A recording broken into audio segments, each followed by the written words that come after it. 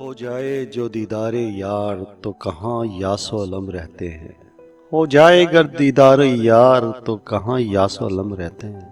एक सफीना मोहब्बत है जिसे यार लोग नीलम कहते हैं।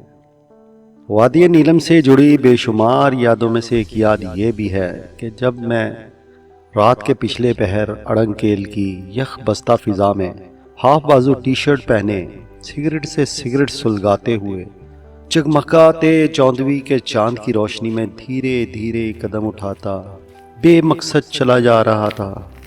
कलब की आवारगी अपने अरूज पर थी कि अचानक महसूस हुआ कि कोई मेरा नाम पुकार रहा है। अली, अली, इधर देखो, मेरी तरफ देखो।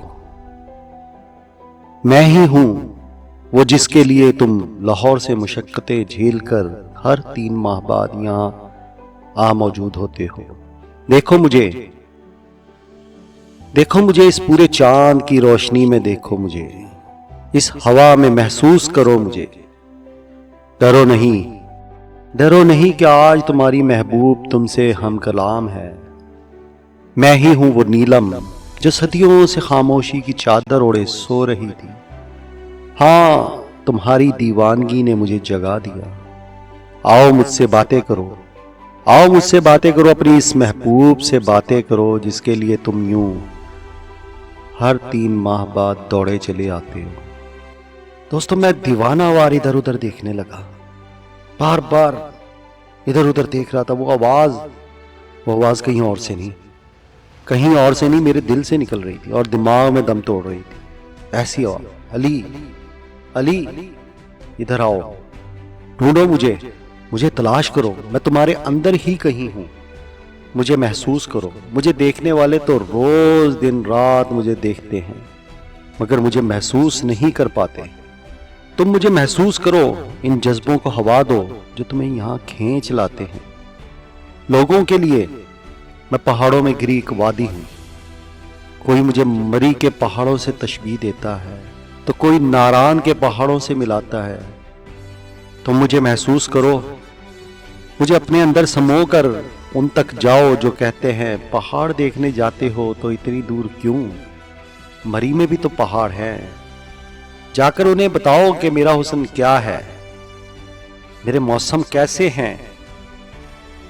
जाकर उन्हें बताओ कि मेरा हुस्न क्या है, मेरे मौसम कैसे हैं, मेरी धूप कैसे चमकती है, मेरी बरखा कैसे बरसती है, मेरे दामन में बादल कैसे रक्स करते हैं, मेरे बच्चे कितने मेहमान नवाज हैं।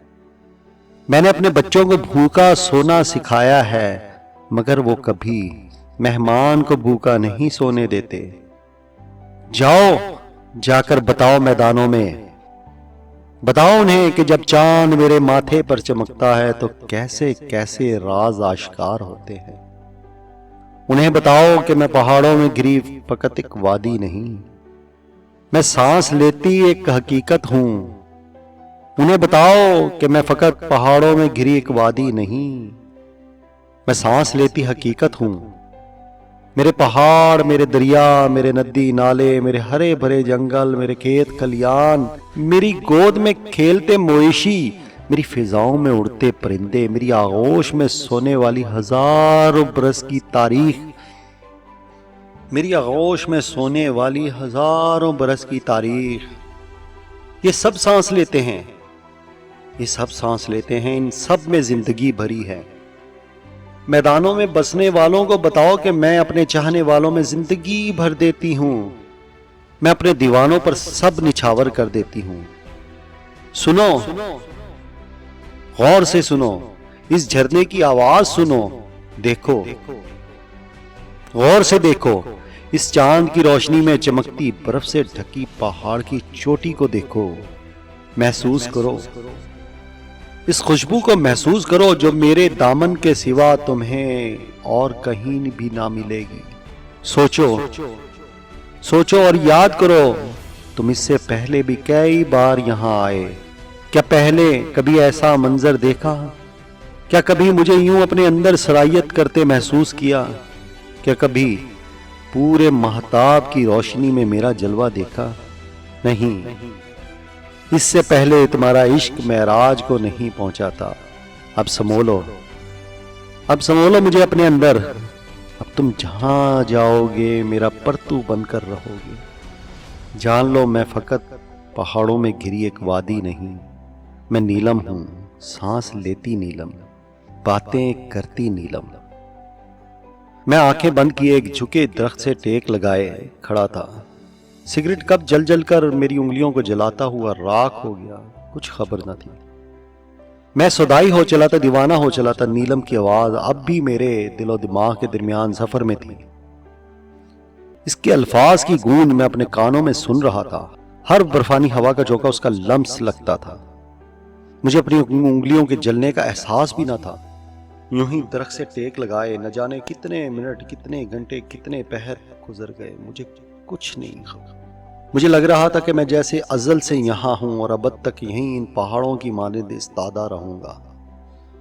اللہ اکبر، اللہ اکبر، اللہ اکبر. میرے کانوں میں معلوم نہیں کتنے عرصے بعد نیلم کے علاوہ کوئی آواز پڑی، اور وہ آواز اللہ رب العزت کی کبریائی کا اعلان تھا. وہ آواز بلاوا تھی فلاح کا. فجر کی اذان نے مجھے اس فسوں سے باہر نکالا اور مجھے لگا جیسے میں صدیوں کی مسافت کے بعد اس مقام تک پہنچ پایا ہوں. یخ بستہ ہوا کے ایک تھپیڑے نے مجھے واپس ہوٹل کے کمرے میں جانے کو کہا اور میں کسی معمول کی مانند چھوٹے چھوٹے قدم اٹھاتا اپنے ہوٹل کی طرف بڑھ گیا. واقعی نیلم ایک فسوں ہے، ایک عشق ہے نیلم، ایک دیوانگی ہے نیلم، دیوانگی ہے نیلم، دیوانگی ہے نیلم.